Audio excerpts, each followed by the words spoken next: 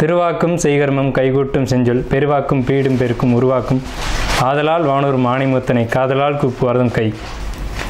இன்றைய வீடியோவில் நம்ம பார்க்கக்கூடிய தலைப்பு அப்படிங்கிறது சனிப்பெயர்ச்சி. சனிப்பெயர்ச்சி அப்படிங்கிறத பற்றி தான் நம்ம பார்க்க போகிறோம். முதல்ல என்னுடைய குலதெய்வத்தையும் காவல் தெய்வத்தையும் நவகிரகங்களையும் பஞ்சபூதங்களையும் வணங்கி நான் இந்த பதிவை தொடர்றேன். அதாவது சனிப்பெயர்ச்சி அப்படின்னு நம்ம பார்க்கும்போது சனி பகவான் சரியான தமிழ் வருடம் குரோதி வருடம் பங்குனி மாதம் 15ஆம் தேதி இரவு மணி 9:44க்கு, இதுவே ஆங்கில தேதி அப்படின்னு பார்த்தீங்கன்னா 2025 வருஷம் மார்ச் மாதம் 29, தமிழ் பங்குனி 15 தேதி. இந்த தேதியில் இரவு 9:44க்கு கும்பராசியிலிருந்து மீன ராசிக்கு பெயர்ச்சியாகி போகிறாங்க சனி பகவான். அதாவது இதுவரைக்கும் தன்னுடைய சொந்த வீடான கும்ப வீட்டில் மூலத்திரிகோண வீட்டில் இருந்து மீன வீட்டுக்கு பிரவேசிக்கிறது அப்படிங்கிறத பற்றியும் இதனால் ஏற்படக்கூடிய பலன்களை பற்றியும் தான் நம்ம பார்க்குறோம். இதில் 12 ராசிக்கு என்ன விதமாக பலன்கள் இருக்கும் அப்படிங்கிறத பார்க்குறோம். பொதுவாக ஒவ்வொரு ராசிக்கு தனித்தனி வீடியோவும் பார்க்குறோம். இதில் சனி பகவான் யார் அப்படின்னு கேட்டிங்க அப்படின்னா சூரியன் புத்திரன் தான் சனி. சனியின் புத்திரன் மாந்தி. அதாவது சனியின் புத்திரன் மாந்தி அல்லது குளிகன்னு சொல்லுவாங்க. இதில் சனியினுடைய நிலை அமைப்பு என்ன அப்படின்னு கேட்டிங்கன்னா சனி மேற்கு திசைக்கு அதிபதி, மேற்கு திக்குக்கு அதிபதி. சூரியன் கிழக்க உதித்து மேற்கு மறைகிறாங்க. அதுக்கு நேர் எதிராக இருக்கக்கூடிய பிளானட் யாருன்னு கேட்டிங்கன்னா சனி பகவான். அதாவது 12 ராசிகளில் காலபுருஷனுக்கு 7ஆம் வீடுன்னு சொல்லக்கூடிய துலாம் வீட்டில் உச்சமடையக்கூடியவரும் மேஷத்தில் நீச்சமடையக்கூடியவருமான இந்த சனி பகவான் இருள் கிரகம் என்றும் நீதி கிரகம் என்றும் நீதி பாரபட்சமற்ற நீதிவான் அப்படின்னு நம்ம பார்க்குறோம். அதாவது ஒரு நீதிபதி என்ன பண்ணுறாங்க அப்படின்னா தவறுகளை விசாரித்து மரண தண்டனையாக இருக்கலாம், ஆயுள் தண்டனையாக இருக்கலாம், தங்களுடைய உணர்வுகளுக்கு அப்பாற்பட்டு நீதி வழங்குறாங்க. அந்த ஒரு தன்மையில் தான் சனி பகவான் அப்படின்ற ஒரு கிரகம் அமைப்பு அப்படிங்கிறது இருக்குது. அவருக்கு ஈவு இரக்கம் அப்படிங்கிறதுலாம் கிடையாது அப்படின்ற அச்சம் மக்களிடையே நிறைய இருக்குது. அப்படிலாம் கிடையாது. ஒரு தனிப்பட்ட ஒரு நபருடைய ஜாதகத்தில் ஏற்பட்டிருக்கக்கூடிய கர்ம வினைகள் என்ன அப்படின்னு பார்த்துட்டு அதுக்கான சரியான பலாபலன்கள் என்ன அப்படிங்கிறத கொடுக்கறதுல சனி பகவான் சரியான ஒரு நிலையில் இருக்கிறாரு அப்படிங்கிறதுனால தான் நம்ம அவரை நீதிமான் அப்படின்னு சொல்கிறோம். அவருக்கு வச்சிருக்க பேர் ஒரு சரியான பேர் தான். இவர் மேஷத்தில் நீச்சமடைகிறார் அப்படிங்கிறதுனால மேசராசிக்காரங்களை பாதிக்க மாட்டார் அப்படின்ற ஒரு கருத்தும் இருக்குது. இந்த 12 ராசிகளில் முதலாவது ராசியில் தான் சனி பகவான் நீச்சமடைகிறாரு. சனி பகவான் பொறுத்த வரைக்கும் மேற்கு திக்கில் தான் பலம் அதிகம். அதாவது மேற்கு திக்கு அப்படின்னு பார்க்கும்போது மிதுனம் துலாம் கும்பம் மேற்கு திசை. இதில் கும்பராசியில் திக்பலம் அடைகிறாங்க. ஒரு ஜாதகத்தில் 7ஆம் வீட்டில் சனி பகவான் நிற்கும்போது அந்த சனி பகவானுக்கு 7ஆம் வீடு மேற்கு வீடு அப்படின்னு பேர். அங்கே திக்பலம் அப்படின்ற ஒரு அமைப்பில் பலம் அடைகிறாங்க சனி பகவான். இப்படிப்பட்ட சனி பகவான் மக்களிடையே ஒரு தவறான கருத்து இருக்குது. சனி ஒரு இருள் கிரகம், சனி பகவான் ஒரு துன்பங்களை மட்டும் தரக்கூடிய ஒரு கிரகம். 2.5 ஆண்டு, அதாவது மொத்தம் 7.5 ஆண்டுகள் அவருக்கு துன்பம் கொடுக்கறதுக்கு மட்டுமே அதிகாரம் கொடுத்து வச்சுருக்காங்க அப்படின்ற மாதிரிலாம் இருக்காங்க. அந்த மாதிரிலாம் கிடையாது. நவ கிரகங்கள் அப்படின்னு எடுத்துக்கிட்டாலுமே ஒவ்வொரு கிரகமும் ஒவ்வொரு பணிகளை செய்வாங்க. அதில் 9 கிரகமும் இணைஞ்சால் மட்டும்தான் ஒரு பலன் அப்படிங்கிறது கிடைக்கும். அதில் சனி பகவானுடைய பங்கு அப்படிங்கிறது ஒரு சிறப்பான ஒரு இடத்துல இருக்கும். இதில் நம்ம பார்க்குறது சனி பெயர்ச்சிக்கான பலன்கள். சனி பெயர்ச்சி 2025, 2025லேருந்து 2027 வரைக்கும் இந்த 2.5 ஆண்டு காலகட்டம், அதாவது 2.5ன்னு சொல்கிறோம். 2.5 ஆண்டு காலகட்டம் மீன ராசியில் பயிற்சி ஆகக்கூடிய இந்த சனி பகவான் மீன ராசிக்கு சனி பகவான் பயிற்சி ஆகிறாங்க. இதே சமயத்தில் அந்த வீட்டு அதிபதியான குரு பகவான் தன்னுடைய வீட்டுக்கு 4ஆம் வீடான மிதுனத்தில் தன்னுடைய சொந்த ராசி நட்சத்திரத்திலேயே பிரவேசிப்பாங்க. அதாவது குரு பகவானுக்கு 3 நட்சத்திரங்கள் கொடுக்கப்பட்டிருக்கு ஜோதிட சாஸ்திரத்தில். அதில் புனர்பூச நட்சத்திரத்தில் பிரவேசிப்பாங்க. சனி பகவான் தன்னுடைய சொந்த நட்சத்திரமான உத்திரட்டாதி நட்சத்திரத்தில் பயணிக்கும் போது குரு பகவான் தன்னுடைய சொந்த நட்சத்திரமான புனர்பூசத்தில் பிரவேசிப்பாங்க. ஆகையால் இந்த சனி பயிற்சி அப்படிங்கிறது ரொம்பவும் ரொம்பவும் உத்தமமான பலன்களை மக்களுக்கு, பொதுமக்களுக்கு, வணிகம் செய்யக்கூடியவங்களுக்கு, தொழில்துறையில் இருக்கக்கூடியவங்களுக்கு, குருமார்களுக்கு, ஆன்மீகத்துறை சம்மந்தப்பட்டவங்களுக்கு, ஆன்மீகத்தில் இருக்கக்கூடியவங்களுக்கு, பொது சேவையில் ஈடுபடக்கூடியவங்களுக்கு, பொது காரியங்கள், அதாவது இறை காரியங்கள் இதிலெல்லாம் ஈடுபடக்கூடியவங்களுக்கு இந்த 2.5 ஆண்டு காலகட்டமும் ரொம்ப சிறப்பான உன்னதமான உத்தமமான பலன்களை இந்த சனி பகவான் கொடுக்க காத்துக்கிட்டு இருக்காங்க. அப்படி தான் இந்த கிரக நிலைகள் அப்படிங்கிறது அமைஞ்சிருக்கு. சனி பகவான் மட்டும் வச்சுக்கிட்டு நம்ம ஒரு பெயர்ச்சி பலன்களை சொல்ல முடியாது. சனி பகவான் மற்ற வருட கிரகங்கள்னு சொல்லக்கூடிய குரு பகவான், ராகு, இவங்களுடைய பேச்சின் அடிப்படையில் தான் தன்னுடைய பலன்களை முழுமையாக ஒரு ராசி கொடுப்பாங்க. இதில் நற்பலன்களை ஏற்படுத்தக்கூடிய ராசி அமைப்பு இந்த கோச்சார ரீதியில் அப்படின்னு பார்க்கும்போது ரிஷபம், கடகம், துலாம், மகரம் மற்றும் கன்னி இந்த 6 வீடுகளுக்கும் மிகவும் உன்னதமான பலன்களையும், மற்ற 6 ராசிகளான மேஷம், மிதுனம், சிம்மம், விருச்சிகத்துக்கு கூட நல்ல பலன்களை செய்யும். அதில் துலாமுக்கு மட்டும் வந்து ரொம்ப உத்தமமான பலன்களை செய்யும் அப்படி சொல்ல முடியாது. ஆனால் விருச்சிக ராசிக்கு அதிக நட்பலன்களை தரும், மகரத்துக்கு உன்னத பலன்களை தரும், கும்பத்துக்கு இதுவரைக்கும் இருந்த கஷ்டங்கள் குறைஞ்சி இனி நல்ல ஒரு காலகட்டம் அப்படிங்கிறது இந்த சனி பெயர்ச்சியில் உங்களுக்கு வந்து கண்டிப்பாக கிடைக்கும். இந்த 6 ராசிகளுக்கு, அதாவது மேஷ ராசிக்கு துன்பம் அப்படின்னு எடுத்துட்டா கூட ரிஷப ராசிக்கு நல்லா இருக்குது, கடக ராசிக்கு நல்லா இருக்குது, துலா ராசிக்கு காட்டிலும் விருச்சிக ராசிக்கு நல்லா இருக்குது, கன்னி ராசிக்கு நல்லா இருக்குது, மகர ராசிக்கு நல்லா இருக்குது. இந்த 6 ராசிகளுக்கு நட்பலன்களும், மற்ற 6 ராசிகளுக்கு பெரிய கெடுதல் இல்லை அப்படின்ற ஒரு நல்ல வார்த்தையை சொல்லி நம்ம வந்து வீடியோக்குள்ளே போகலாம். கடக ராசிக்கு உண்டான 2025 வருஷம் சனி பெயர்ச்சி பலன்கள் இதுதான் நம்ம பார்க்குறோம். கடகராசியை பொறுத்த வரைக்கும் கடகராசியினுடைய அதிபதி அப்படிங்கிறது சந்திரன். இவருக்கு நேர் ஆப்போசிட் பிளானட் தான் சனி. ஸோ இப்போ வந்து சனி இந்த கடகராசியை பாதிப்பாரா அப்படின்னு கேட்டால் அப்படிலாம் இல்லை. சனி தன்னுடைய வீட்டு ஆதிபத்தியத்தின்படியும் தான் பேச்சாகி வரக்கூடிய ஆதிபத்தியத்தின்படி தான் ஒரு ராசிக்கு நல்ல மற்றும் தீய பலன்களை கொடுப்பாங்க. அது எந்த விதத்தில் அந்த ஆண்டு இருக்குது அப்படிங்கிறதையும், ரெண்டாவது மற்ற வருட கிரகங்களான குரு, ராகு, கேது இவங்களுடைய அமைப்பின்படியும் நம்ம பார்க்கணும். அந்த அடிப்படையில் மற்ற கிரகங்களுடைய நிலை என்ன அப்படிங்கிறதையும் அதுக்கான பலன்கள் என்ன அப்படிங்கிறதையும் வீடியோவில் பார்க்கலாம். இந்த வீடியோவை ஸ்கிப் பண்ணாமல் முழுமையாக பாருங்கள். கடகராசி அப்படிங்கிறது சந்திரனை அதிபதியாக கொண்ட வீடு. சந்திரன் தான் இந்த கடகராசிக்காரங்களுக்கு அதிபதியாக வருவார். அப்போ சந்திரன் யார் அப்படின்னு கேட்டிங்கன்னா மனோகாரகன், மாத்திருக்காரகன் அப்படின்னு பேர். அது தாய்க்கும் மனசுக்கும் காரகன் யாருன்னா சந்திரன் தான். அப்போ ஒரு ஜாதகத்தில் சந்திரன் பலமாக இருக்கணும் அப்படின்னு சொல்லியிருக்காங்க. ஏன்னு கேட்டிங்கன்னா அவர் வந்து ஒரு ஒளி கிரகம், ஒளியே கொடுக்கக்கூடிய கிரகம். அதாவது வான் மண்டலத்தில் நட்சத்திரங்கள் இருக்குது, அந்த நட்சத்திரங்கள் ஒளியை அப்சர்வ் பண்ணி அந்த நட்சத்திரங்களுக்கு யார் ஒளி கொடுக்குறாங்கன்னா நட்சத்திரங்கள் இயற்கை ஒளி பெற்றவை அப்படின்னு பேர். இயற்கையிலேயே ஒளி உடையது சந்திரன் அல்ல, நட்சத்திரங்கள் தான். அந்த நட்சத்திரங்களுடைய ஒளியை சந்திரன் வாங்கி பூமிக்கும் பூமியில் வசிக்கக்கூடிய மக்களுக்கும் கொடுக்குறாங்க. அந்த வாங்கி கொடுக்கும் வேலையை செய்கிறதுனால சந்திரன் உத்தமமான கிரகம் பேர். அதாவது ஒருத்தர் ஒரு விஷயத்தை வாங்கிக்கிறாரு, திருப்பி கொடுக்குறாரு, அப்போ அவர் நல்லவர் தானே. இதே வாங்கிக்கிட்டு அது மற்றவங்களுக்கு பகிர்ந்தளிக்காமல் இருக்கிறாரு அப்படின்னா அவர் வந்து அசுப கிரகங்கள் அப்படின்னு சொல்லலாம். இதில் சந்திரனுடைய பலம் என்னன்னு கேட்டிங்கன்னா ஒரு மனிதனுடைய தனிப்பட்ட வாழ்க்கையை முழுமையும் முடிவு செய்கிறது தசாபுத்தி அப்படின்னு சொல்லுவோம் ஜோதிடத்தில். அப்போ இந்த திசையை தீர்மானம் செய்யக்கூடிய யாருன்னா சந்திரன் தான். அந்த சந்திரனும் தன்னிச்சையாக தன் இஷ்டத்துக்கு செய்ய மாட்டாங்க, தான் நின்ற நட்சத்திரங்களின்படி தான் செய்வாங்க. அதாவது இந்த வான் மண்டலத்தில் சந்திரன் ஒரு நட்சத்திரம் விட்டு ஒரு நட்சத்திரம் இப்படி பயணிக்கிறாங்க. அப்படி பயணிக்கும்போது அந்த நட்சத்திரத்தினுடைய ஒளியை வாங்குறாங்க. அதை அந்த நேரத்தில் பிறக்கிற ஜாதகர் அனைவருக்கும் கொடுக்குறாங்க. அது நல்லதோ தீயதோ அதனுடைய பதிவு, அந்த நட்சத்திரத்தினுடைய அமைப்பு அப்படிங்கிறது சந்திரன் வழியாக பூமிக்கு கிடைக்குது, பூமியில் பிறக்கக்கூடிய குழந்தைங்களுக்கு கிடைக்குது. அதன் மூலம் கர்ம வினைகளை உயிர்கள் அனுபவிக்குது. இதில் சந்திரனுடைய வேலை என்னென்னா அசுப பலன்களை குறைச்சி சுப பலன்களை அதிகப்படுத்துறது தான் அதோடைய வேலை. ஒரு தாய் இருக்காங்கன்னா குழந்தைக்கு ஒரு துன்பம் வரப்போகுது அப்படின்னா அதில் வந்து பாதுகாக்கிறதுக்காக எவ்வளோ முயற்சி பண்ணுறா, அந்த வேலையை தான் இந்த சந்திரன் செய்கிறாங்க. அதனால் சந்திரனை மாத்ரு தாய்க்காரகன் அப்படின்னு நம்ம ஜோதிடத்தில் சொல்கிறோம். சந்திரன் இரக்கமுடையவன் அப்படின்னு பேர். அதாவது காலபுருஷனுக்கு 4ஆம் வீடு. இந்த ராசியினுடைய அமைப்பு அப்படிங்கிறது சலனம், அதாவது புத்தி வந்து சலனப்படும், இறக்கப்படும், உணர்ச்சி வசப்படுவாங்க அப்படின்னு அர்த்தம். கடகராசிக்காரங்க வந்து நீங்கள் வந்து உணர்ச்சி வசப்படுவீங்க, உணர்வுகளுக்கு மதிப்பளிப்பீங்க அப்படின்னு அர்த்தம். அதாவது புத்திக்கு முக்கியத்துவம் கொடுக்காம, அதாவது மனிதர்களை பழகும்போது இவர்களை வச்சு இப்படி நம்ம புத்திசாலித்தனமாக நம்மளுடைய காரியங்களை சாதிச்சுக்கலாம், இப்படி வந்து இவங்க மூலமாக பொருள் ஈட்டலாம் அப்படிங்கிற எண்ணங்களை தாண்டி உணர்வுகளுக்கு மதிப்பு கொடுத்து அவங்களோட பழகிறது யார் அப்படின்னு கேட்டிங்கன்னா சந்திரனுடைய வேலை தான் அது. மனிதனுக்கு மனிதன் வந்து எப்படி பழகணும், எப்படி வந்து அவங்களுடைய அன்பை பரிமாறிக்கணும் அப்படிங்கிறதுல சந்திரனுடைய பங்களிப்பு ரொம்ப இருக்குது. இதில் சந்திரனுக்கு ஒரு வீட்டுக்காரர் அப்படின்னு பேர். அதாவது கடகம் மட்டும்தான் சந்திரனுக்கு வீடு, 2 ஆதிபத்தியம் கிடையாது. ஸோ அப்படிப்பட்ட ஒரு உத்தமமான கிரகம் சந்திரன். அந்த சந்திரனை அதிபதியாக கொண்ட ராசி கடகராசி. கடகராசி அப்படின்னாலுமே அது வந்து புற்று ராசி அப்படின்னு ஒரு பேர் இருக்குது. ஆற்றுப்படுகைகளை குறிக்கக்கூடிய ராசி கடகராசி அப்படின்ற ஒரு அமைப்பில் இருக்குது. இந்த ராசிக்கு கிரக நிலைகள் அப்படின்னு பார்க்கும்போது கடகராசிக்கு 2ஆம் வீட்டுக்கு கேது பேச்சாகி இந்த மே மாதத்தில் வர்றாங்க. 9ஆம் வீட்டில் இருக்கக்கூடிய ராகு பகவான் பேச்சாகி 8ஆம் வீட்டுக்கு வர்றாங்க. 8ஆம் வீட்டில், அதாவது கடகத்துக்கு 7க்கும் 8 சனி 9ஆம் வீட்டுக்கு பேர்ச்சியாகி போகிறாங்க. இந்த 2025 மார்ச் மாதம் தமிழில் சுத்தமான தமிழ் எடுத்துக்கிட்டோம்னா குரோதி வருஷம் பங்குனி மாதம் 15ஆம் தேதி அன்னைக்கு இந்த சனி பயிற்சி நடக்குது. இரவு 9:44.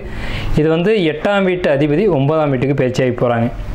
இது அவ்வளவு சாதகமான ஒரு அமைப்பு இல்லைனாலும் கூட மற்ற கிரகங்களை அனுசரித்தும் இதனுடைய பலன்களை எடுக்கணும் அப்படிங்கிற ஒரு உண்மை இருக்குது. இப்போ நம்ம கிரக நிலைகள் தான் பார்க்குறோம். இந்த 9ஆம் இடத்துல பாக்கியஸ்தானத்தில் இருக்கக்கூடிய ராகு பகவான் பெயர்ச்சியாகி 8ஆம் இடத்துக்கு வராங்க. 8ஆம் வீட்டில் இருக்கக்கூடிய சனி பகவான் பெயர்ச்சியாகி பாக்கியஸ்தானத்துக்கு போகிறாங்க, அதான் 9ஆம் வீட்டுக்கு. இந்த பயிற்சி அடிப்படையில் பார்க்கும்போது இது உங்களுக்கு சாதகமான அமைப்பு இல்லை அப்படின்னு தான் சொல்லி வரணும். இருந்தாலும் இந்த சனி பயிற்சியில் பலன்களை அதிகமாக சுப பலன்களை அனுபவிக்கக்கூடியது அப்படின்னு எடுத்துக்கிட்டீங்க அப்படின்னா அது ரிஷபம், அடுத்து கடகராசி. ஸோ 2வது இடம் பெற்றிருக்கக்கூடிய இந்த கடகராசி என்ன விதத்தில்ன்றதை நம்ம பார்ப்போம். இந்த ஆண்டே குரு பயிற்சி இருக்குது. உங்களுடைய பாக்கியாதிபதியான குரு பகவான், 9 கூடிய குரு பகவான் உங்கள் ராசிக்கு 11ஆம் இடத்துல இப்போதைக்கு பயணிச்சிட்டு இருக்காங்க. உங்கள் வீட்டுக்கு 12ஆம் வீட்டுக்கு மே 18ஆம் தேதி அன்றைக்கி பயிற்சியாகி வராங்க. திருக்கணிதப்படி, வாக்கியப்படி அல்ல, திருக்கணிதப்படி. வாக்கியத்துக்கும் திருக்கணிதத்துக்கும் கிட்டத்தட்ட ஒரு 12-13 நாளைக்கு மேலே வித்தியாசப்படும். ஸோ இந்த வாக்கியமாக இருந்தாலும் திருக்கணிதமாக இருந்தாலும் இந்த வருஷம் மே மாதம் பயிற்சியாகி விரயஸ்தானத்துக்கு வரக்கூடிய குரு பகவானுடைய அமைப்பு அப்படிங்கிறது பொன்னவன் 12 ஏற மாதே பொன்றாமன் கையம்பால் ராவணன் மாண்டான் அப்படின்னு சொல்லுவாங்க. ஸோ 12க்கு விரயஸ்தானத்துக்கு குரு வர்றது அப்படிங்கிறது சிறப்பான விஷயம் அல்ல அப்படின்னு ஜோதிட சாஸ்திரத்தை சொல்லப்பட்டிருக்கு. இருந்தாலும் இதை முழுமையாக கவனிக்கணும். உங்கள் ராசிக்கு 6ஆம் இடம், 8ஆம் இடம், 10ஆம் இடம், இந்த இடங்களை குரு பார்வை செய்கிறாங்க. உங்கள் ராசிக்கு 11ஆம் இடம், 3ஆம் இடம், 5ஆம் இடம், 6ஆம் இடம், 3, 5, 6, 3, அதே மாதிரி உங்கள் ராசிக்கு 11, 6 இந்த இடங்களை சனி பகவான் பார்க்குறாங்க. சனி பார்க்கக்கூடிய இடம் அப்படிங்கிறது உங்கள் ராசிக்கு 11ஆம் இடம்ன்ற லாபஸ்தானம், உங்கள் ராசிக்கு 3ஆம் இடம்ன்ற முயற்சி ஸ்தானம், உங்கள் ராசிக்கு 6ஆம் இடம்ன்றான ருண ரோக சத்துருஸ்தானம். இதே இடத்த உங்களுடைய ராசிக்கு ருண ரோண சத்துருஸ்தானம் சொல்லக்கூடிய 6ஆம் இடத்தை குரு பகவான் தன்னுடைய பார்வையால் 7ஆம் பார்வையால் பார்த்து கட்டுப்படுத்துகிறாங்க. அப்படிங்கிறது உங்களுக்கு நோய், அதேமாதிரி உடல் ஆரோக்கியம், வழக்கு, இது சம்மந்தப்பட்ட விஷயங்களுக்கு பாசிட்டிவ். கடகராசிக்காரங்க யாரேனும் வம்பு வழக்கில் மாட்டியிருந்தீங்க அப்படின்னா, கோர்ட்டு கேஸ், வம்பு வழக்கு, என் மேலே எஃப்ஐஆர் இருக்குது சார், எஃப்ஐஆர் ஆகிப்போச்சு சார் அப்படின்னீங்கன்னா அந்த எஃப்ஐஆர்லேருந்து நான் கேரண்டியாக சொல்கிறேன் நீங்கள் வெளியில் வருவீங்க. ஸோ இது ஒரு சுபமான விஷயம். ப்ரொமோஷன் கிடைக்கும் வேலையில், இது ஒரு சுபமான விஷயம். இன்க்ரிமெண்ட் கிடைக்கும், சுபமான விஷயம். பெண்கள் ஒரு இடத்துல வேலை செய்கிறீங்கன்னா கண்டிப்பாக ப்ரொமோஷனும் இன்க்ரிமெண்ட்டும் ஒன்றா சேர்ந்து வரும். ஆண்களுக்கு வரும் வேலை மாற்றம், இடமாற்றமும் இந்த மாதிரியான ஒரு அமைப்பில் வரும். 8ஆம் வீட்டு ராகு கடகத்துக்கு 9ஆம் வீட்டில் இருந்தார், பிரச்சனை இல்லை, 8ஆம் வீட்டுக்கு வந்திருக்காரு. 8ஆம் வீடு உங்களுக்கு சனி வீடு. இது ஒரு ஆகாத ஒரு விஷயம். எனக்கு நான் வெளிப்படையாகவே சொல்கிறேன், இது ஆகாத ஒரு அமைப்பு. அதாவது 10வது விஷயம் தான். என்ன 10வது விஷயம் கேட்கலாம். நம்ம எல்லா விஷயங்களையும் வெளிப்படையாகவும் பேச வேண்டிய ஒரு கட்டாயம் இருக்குது. 8ஆம் இடம்ன்றது மறைமுக விஷயங்கள், யாருக்கும் தெரியாத விஷயங்கள், யாருக்கும் தெரியாத ஒரு விஷயங்கள் அப்படிங்கிறது 8ஆம் இடம் அப்படின்னு சொல்லுவாங்க. 8ஆம் இடம் அப்படிங்கிறது இருட்டு அறை அப்படிங்கிறதும், இது வந்து ஒரு தவறான ஒரு விஷயங்கள் அப்படிங்கிறது 8ஆம் இடம் தான். 8ஆம் இடத்துக்கு ராகு வரும்போது தேவையற்ற விஷயங்கள், ஈடுபாடு அப்படிங்கிறதுலாம் கண்டிப்பாக இருக்கும். ஒரு போதை பழக்கத்துக்கு அடிக்ஷன் ஆகிறது, இது மாதிரியான விஷயங்கள் அப்படிங்கிறது ஒரு மனிதனுக்கு சகஜமாக ஏற்படக்கூடிய விஷயம். உங்களுக்கு அந்த இடத்த குரு பார்வை இல்லை அப்படிங்கிறதுனால நீங்கள் கண்டிப்பாக எச்சரிக்கையாக இருக்கணும் அப்படின்ற ஒரு அமைப்பு இருக்குது. இருந்தாலும் இது கட்டுப்படுத்தப்படும் அப்படிங்கிற ஒரு அமைப்பு இருக்குது. நீங்கள் எந்த ஒரு பழக்கத்துக்குள்ளே போனாலும் மறுபடியும் மீண்டு வந்துடுவீங்க. என்ன கடகம் அப்படின்னாலே மாறிக்கொண்டே இருக்கக்கூடியது அப்படின்ற ஒரு அர்த்தம் இருக்குது. அப்போ எந்த ஒரு விஷயத்தை எடுத்துக்கிட்டாலும் நீங்கள் வந்து அதுலேருந்து கடந்து வந்துடுவீங்க. இருந்தாலும் இந்த காலகட்டங்கள் உங்களுக்கு அவ்வளோ சாதகமாக இல்லை. இந்த ராகு இது பயிற்சி அப்படிங்கிறது அவ்வளோ ஒரு சிறப்பான விஷயம் இல்லை. சிலருடைய கவனங்கள், சிலருடைய எண்ணங்கள் மாறும் அப்படிங்கிற ஒரு அமைப்பு இருக்குது. நம்ம இதை இங்கே வந்து எதிர்மறையாக எதுவும் சொல்லலை, எச்சரிக்கையாக சொல்கிறோம். நீங்கள் வந்து உங்களை மாற்றிக்கணும், பார்த்துக்கணும் அப்படிங்கிறது தான் நம்ம சொல்கிறோம். இதில் தவறாக சொல்லிட்டோம் அப்படிங்கிறதுக்கெலாம் ஒன்றும் வேலை இல்லை. இதே சமயத்தில் 8ஆம் இடத்துல இருந்த சனி பகவான் உங்களை ஆட்டி படைத்தது என்னவோ உண்மைதான். அஷ்டமச்சனியில் நீங்கள் அனுபவித்த துன்பங்கள், துயரங்கள் கொஞ்சம் நெஞ்சம் இல்லை. கோர்ட்டு கேஸாக இருக்கட்டும், வம்பு வழக்காக இருக்கட்டும், கடன் தொல்லையாக இருக்கட்டும், இது எல்லாம் அளவில்லாத அளவில் இருந்தது. இரத்த காயங்கள், சொந்த பந்தங்களுடைய துன்பங்கள், எதிர்பாராத மரணங்கள், இதெல்லாம் நீங்கள் நிறைய பார்த்துட்டீங்க. அதாவது நம்ம வாழ்க்கைக்கு ஒரு பிடிமானம் இருந்துச்சு அப்படின்ற ஒரு நிலையில் இருக்கும்போது அந்த ஆன்மை பிரிஞ்சு போனதெல்லாம் இந்த கடகராசிக்கு கடந்த காலகட்டங்களில் நடந்தது உண்மை தான், இல்லைன்னு நம்ம மறுக்கலை. ஆனால் அதே நினச்சிக்கிட்டு தான் வாழ முடியுமா? அடுத்த ஸ்டெப் நம்ம நகர்ந்து போய் ஆகணும் இல்லையா? 9ஆம் வீட்டுக்கு வரக்கூடிய சனி பகவான் எப்போவுமே நன்மைகளை செய்வார்ன்றது உறுதி. இப்போ உங்களுக்கு 9ஆம் வீட்டுக்கு சனி பகவான் வந்துட்டாங்க. 2.5 ஆண்டு காலகட்டங்கள் மீன ராசியில் சனி பயிற்சியாகி, இந்த சனி பயிற்சி அப்படிங்கிறது உங்களுக்கு சிறப்பான பலன்களை வழங்கும். இந்த குரு பகவானுடைய பார்வை அப்படிங்கிறது உங்கள் ராசிக்கு 6, 8, அதே மாதிரி உங்கள் ராசிக்கு 4ஆம் இடம் இந்த இடங்களில் 4, 6, 8 இந்த இடங்களை பார்க்குறாங்க. 4ஆம் இடம் அப்படிங்கிறது வீடு, வண்டி, வாகனம், சொத்து சேர்க்கையை சொல்லுது. அதே மாதிரி உங்களுக்கு 6ஆம் இடம்ன்றது ருண, ரோக, சத்துருஸ்தானம் சொல்லக்கூடிய கடன், வம்பு வழக்கு, எதிரிகள் தொந்தரவு. உங்களுடைய எதிரி உங்கள்கிட்ட மோதிட்டு போயிருந்தார் அப்படின்னா அவர் படுத்து வருவார். உங்கள்கிட்ட தேவையில்லாமல் மற்ற வம்புழுத்துட்டு போயிருந்தாங்க அப்படின்னு அந்த காலகட்டத்தில் அஷ்டமச்சனிலே அதான் தேவையில்லாமல் வந்து வம்புழுப்பாங்க அப்படின்ற ஒரு அமைப்பெல்லாம் இருக்குது. அந்த மாதிரி யாரேனும் உங்களுக்கு இடர்பாடுகளை கொடுத்துட்டு போயிருந்தாங்கன்னா அவங்க இந்த காலகட்டத்தில் நான் சொல்கிறேன், எழுதி வச்சுக்கோங்க, படுக்கையாக இருப்பாங்க. அவங்களால உங்களுக்கு இனி தொந்தரவுகள் வராது. அதாவது தேவையில்லாத தொந்தரவுகள் வந்திருக்கும். தேவையில்லாத பிரச்சனை, எதிரி பிரச்சனை அப்படிங்கிறது கடந்த அஷ்டமச்சனி காலகட்டத்தில் வந்து நிறைய அனுபவபூர்வமான பாடங்களை கொடுத்துருக்கும். இது நீங்களும் மறுக்க முடியாது. அப்படி யாரானும் உங்களுக்கு தொந்தரவு கொடுத்துருந்தாங்க அப்படின்னா அவங்களுடைய நிலை அப்படிங்கிறது இந்த காலகட்டத்தில் ரொம்ப முடக்கமாக இருக்கும். ஏன்னா உங்களுக்கு 6ஆம் இடம் தான் எதிரி. 6ஆம் இடத்தை குரு பார்க்குறாங்க, எதிரியை குரு பகவான் சாய்க்கிறாங்க அப்படின்னு தான் சொல்லணும். அதே நேரத்தில் உங்களுக்கு உடலில் பிரச்சனைகள் இருக்குது அப்படின்னா குறிப்பாக இடுப்பு சார்ந்த பகுதிகளில், நரம்பு மண்டலங்களில் தலை சார்ந்த பிரச்சனைகள் இருக்குது அப்படின்னா கண்டிப்பாக உறுதியாக சொல்கிறோம் உங்களுக்கு வந்து அந்த உடல் பிரச்சனை நிவர்த்தி ஆகும். அதுக்கான மருத்துவ முறைகள் நீங்கள் எடுத்துக்கோங்க. சரிங்களா? தொடை, கால்கள், இடுப்புக்கு கீழே உள்ள பகுதிகளில் ஏதேனும் உடல் தொந்தரவுகள் இருக்குது அப்படின்னா சரியான மருத்துவரை அணுகி உங்களுக்கு இந்த காலகட்டங்களில் மருத்துவ முறைகள் கிடச்சி இந்த சனி பயிற்சியில் நல்ல ட்ரீட்மெண்ட் கிடச்சி நல்லபடியாக நீங்கள் வந்து அந்த நோயிலேருந்து மீண்டு வருவீங்கன்றது உண்மை. அதே மாதிரி தனுசு ராசியை குரு பகவான் பார்க்கக்கூடிய இந்த 1.5 ஆண்டு காலம் 15 மாதங்கள் வந்து குழந்தை இல்லைன்னு சொல்லக்கூடிய கடகராசிக்காரங்களுக்கு இன்னும் உறுதியாக குழந்தை இருக்குது. அதே மாதிரி குலதெய்வத்தை கண்டுபிடிக்க முடியலன்னு சொல்லக்கூடிய கடகராசிக்காரங்களுக்கு நிச்சயமாக குலதெய்வம் உங்களை தேடி வரும். அதுக்கான சில நுட்பமான விஷயங்களை நீங்கள் வந்து நம்மளை கான்டாக்ட் பண்ணி நீங்கள் கேட்டு வாங்கிக்கலாம். எப்படி வர வைக்கணும், என்ன முறைகளில் பின்பற்றணும் அப்படிங்கிறதெல்லாம் நம்ம தனியாக சொல்கிறோம். ஏன்னா ஒவ்வொரு ஜாதத்துக்கும் ஒவ்வொரு முறைகள் இருக்கும். தெய்வத்தை அழைக்கக்கூடிய முறை அப்படிங்கிறது நம்ம எடுத்தோம் கவுத்தோன்னு 19 ஒரு விஷயத்த சொல்லிடக்கூடாது. கடகராசிக்காரங்க அப்படின்றதுனால நம்ம காமனாக அடிக்க முடியாது. ஒவ்வொரு ஜாதகங்களும் ஒவ்வொரு நுட்பமான விஷயங்களை உங்கள் ஜாதகத்துக்குள்ளே வச்சுருக்கோம். ஸோ நம்ம அந்த முறைகளை கடைப்பிடிக்கலாம். நீங்கள் தேவைப்பட்டவங்க கான்டாக்ட் பண்ணலாம். அதே மாதிரி உங்களுக்கு 8ஆம் வீட்டை குரு பகவான் பார்க்குறது. 8ஆம் இடம் தீராத கடன், 8ஆம் இடம் அவமானம், அசிங்கம், வம்பு, வழக்கு, இது எல்லாம் உங்களுக்கு சரியாக போகுது. இதை நினச்சி தான் உங்கள் கவலை. சரிங்களா? இதுதான் உங்கள் மனசில் இப்போதைக்கு ஓடிட்டுருக்க ஒரு மன அழுத்தம் அப்படிங்கிறது. அதுதான்.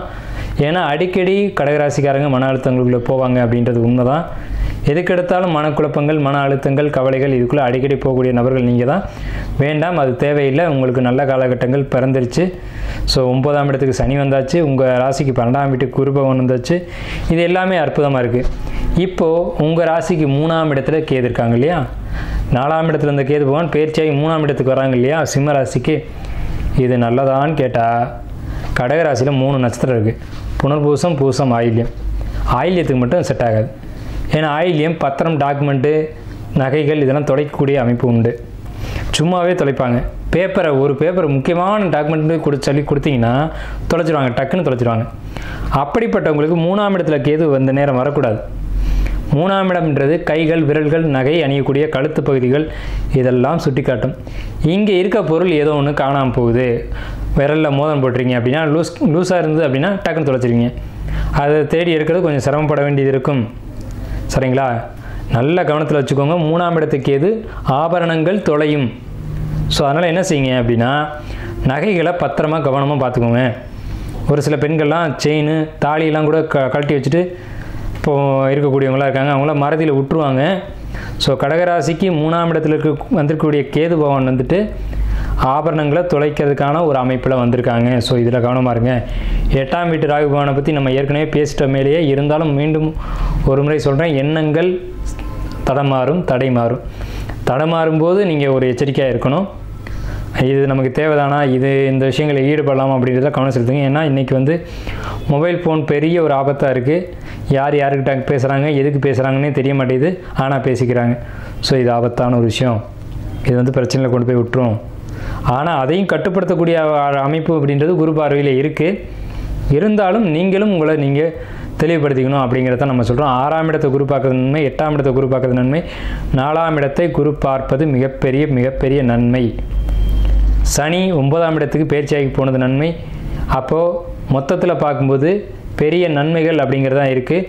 இந்த சனி பகவான் உங்களுக்கு கடகத்துக்கு சனி பகவான் எத்தனை கூடையவன் கேட்டிங்கன்னா 7க்கும் 8 கூடையவர் 9ஆம் இடத்துக்கு பயிற்சியாகி வந்திருக்காங்க. ஸோ 8 கூடையவன் 9க்கு போயிருக்காரு அப்படின்றதுனால என்ன, அதாவது தந்தை வழி உறவுகளில் ஏதேனும் இடர்பாடுகளை கொடுக்க வாய்ப்புள்ளது. பூர்வீக சொத்துக்கள் பிரிஞ்சு வரலை அப்படின்னா அதுக்காக ரொம்ப போட்டு ரிஸ்க் எடுக்காதீங்க. இப்போதைக்கு வரக்கூடிய காலகட்டம் இல்லை, எதிர்காலத்தில் உங்களை தேடி வரும். கொஞ்ச நாள் பொறுத்துக்கோங்க, ஒரு 1.5 வருஷம் போகட்டும். ஆனால் இந்த சனி பயிற்சி 2.5 ஆண்டு காலகட்டத்துக்குள்ளே வந்துடும். ஆனால் இந்த வருடம் 2025 வர்றதுக்கு கொஞ்சம் சிரமமான ஒரு அமைப்பு தான். தந்தை வழியில் அனுகூலமான அமைப்பு இல்லை, தாய் வழியில் அனுகூலமான அமைப்புங்கிறது நிச்சயமாக உண்டு. தாயார் உடல்நிலையில் நல்ல முன்னேற்றம் இருக்கும். தன்னுடைய, அதாவது கடகராசிக்காரங்களுடைய உடல்நிலையில் நல்ல முன்னேற்றம், உடல் ஆரோக்கியம், அதே மாதிரி புதிய ஆடைகள் வாங்குறது, ஆபரணங்கள் வாங்குறது, ஆடை சார்ந்த விஷயங்களுக்கு நீங்கள் செலவு பண்ணுவீங்க. லக்ஸரியான ஆடைகள் வாங்குவீங்க, அதாவது நல்லா பிராண்டட் ஷர்ட்டு, பிராண்டட் ட்ரெஸ்ஸஸ் வாங்கக்கூடிய அமைப்பு, லக்ஸரியான ட்ரெஸ்ஸஸ் வாங்கக்கூடிய அமைப்பு. நீங்கள் நீண்ட நாள் இந்த மாதிரி ஒரு ட்ரெஸ் போடணும் அப்படின்னு ஆசைப்பட்டதெல்லாம் இந்த காலகட்டங்களில் கண்டிப்பாக நிறைவேறும் கடகராசிக்கு. ஸோ அதுக்கான அமைப்புகள்லாம் உண்டு.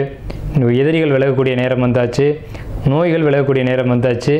வழக்கு இருந்துச்சுன்னா அது எப்படி போணுச்சுன்னே தெரியாமல் அது பாட்டுக்கு உங்கள் மேலே இந்த முன்பு வழக்கெல்லாம் ஒதுங்கி போயிடும். ஸோ இப்படிப்பட்ட ஒரு அற்புதமான அமைப்பில் தான் கடகராசிக்கு சனி பயிற்சி அப்படிங்கிறது இருக்குது. ஸோ வாழ்த்துக்கள் கடகராசிக்கு.